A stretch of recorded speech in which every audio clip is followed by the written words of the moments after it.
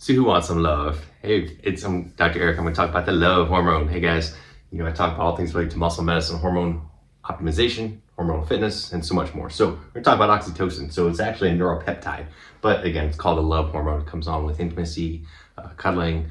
Women are familiar with when they're lactating, when they're breastfeeding, etc.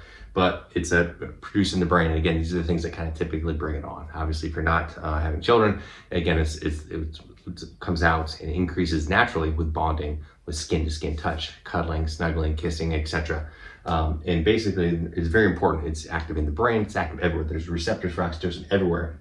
In the brain specifically, they're in the nerve fibers all throughout the brain and the brain stem, which I'll talk about later. Very important in other neuropeptides like serotonin and other peptides that are produced in the brain, which have effects on stress, immune modulation, and so much more.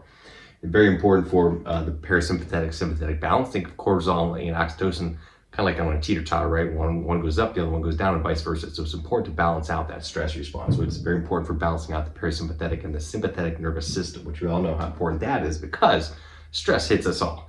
All my patients, everybody has some stress and some stress issues, which can lead to cortisol dysregulation, which can lead to all kinds of metabolic disturbances, weight gain, bad mood, poor sleep, and so much more.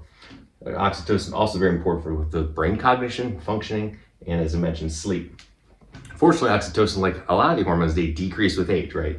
It's also decreased with the modern crappy diets, right? Lots of excess sugars and processed foods, endocrine disruptors, which are everywhere, BPA and phthalates and artificial this, artificial that, and glyphosate, etc., Wi-Fi, non-native EMF exposure, and increase the excessive cortisol. So if you're stressed or abnormal cortisol levels from other causes, this can affect as well. And of course, trauma, emotional, physical, mental as well.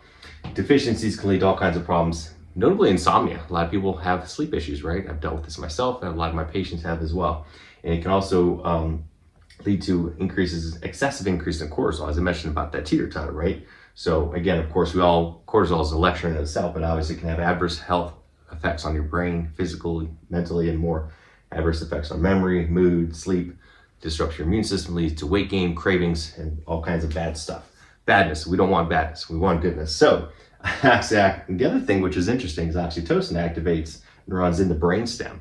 It affects the genioglossus muscle, which is one of the tongue muscles, as well as the diaphragm, very powerful, obviously, a piece of tissue and muscle that helps us breathe and do everything else that's kind of important, right? So these can affect the respiratory drive and affect the size of the airway and more. Where this comes into play is sleeping, and specifically sleep apnea. This is interesting. So oxytocin can actually improve sleep apnea if you have it optimized. So I took a keen interest in this myself because I have some mild sleep apnea. A lot of my clients do as well. So this is very interesting. So on the next video, I'm going to talk a little bit more about some of this and its respiratory effects, dosing, and so much more. So make sure you stay tuned. Please like and share this post. And whatever else you want to learn about in terms of longevity, health optimization, muscle medicine, more, let me know. Please like and share. Again, everybody have an awesome day, and we'll talk to you soon. Bye.